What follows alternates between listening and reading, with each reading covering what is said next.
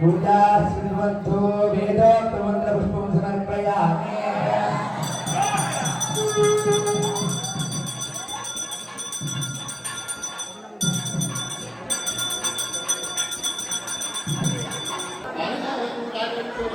ஜனங்கள் வாக்குகள் இது அது இருக்காருங்க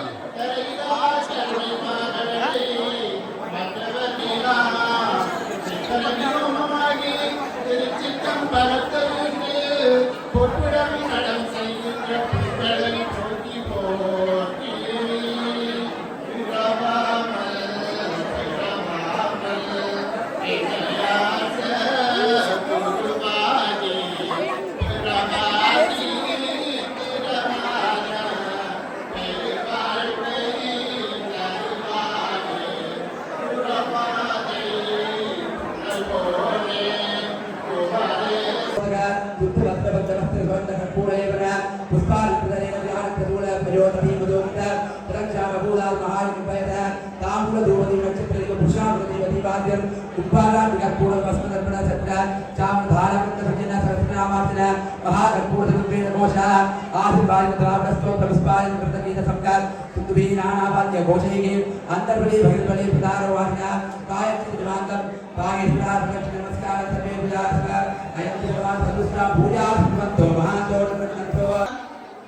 தன்னை நன்றாக தமிழ் செய்யுமாறு என்று என்னுடைய தாய் தமிழுக்கு அழகிய வசனத்தினை சொல்லி சென்ற தாய் தமிழ் மூத்தவர், தமிழுக்கு மூத்தவர், தமிழினுடைய சித்தர், மகா சித்தர் திருமூலர் பெருமானினுடைய பாதங்களை பணிந்து கொண்டோம்.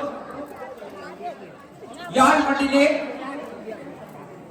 வான் போற்றும் நாயகி, சீர்தூக்கும் எங்கள் அழகி, முப்பெரும் தேவிகள் வணங்கிடும் எங்களுடைய தேவியினுடைய மகா உற்சவத்திலே ஆலயத்தினுடைய உற்சவகார பிரதம குரு ஐயா அவர்களினால் கொடியேற்ற நிகழ்வு மிகவும் சிறப்பான முறையிலே இடம்பெற்றிருந்தது. அதற்கு இடையில் ஒரு சிறிய சொற்பொழிவு ஒன்றினை நிகழ்த்தலாம் என்று அடியே இன்றைய பூசை உரையாளர்கள் மற்றும் ஆலயத்தினுடைய ஒரு பரம்பரையாக இருந்து கொண்டிருக்கின்ற என்னுடைய மதிப்பிற்கும் மரியாதைக்குரிய கனகரத்னம் ஐயாவுடைய அழைப்பின் மேலால் இந்த இடத்திலே வந்திருக்கின்றேன். அப்பாறை மாவட்டத்திலிருந்து நேற்று மாலை 6 மணிக்கு புறப்பட்ட நான் இந்த இடத்திலே ஒரு 15 நிமிடம் பேச வேண்டும் என்பதற்காக இன்று அதிகாலை 7 மணிக்கு தான் வந்து செய்தேன். கிட்டத்தட்ட 10 மணிக்கு மேல் ஒரு பயணம்.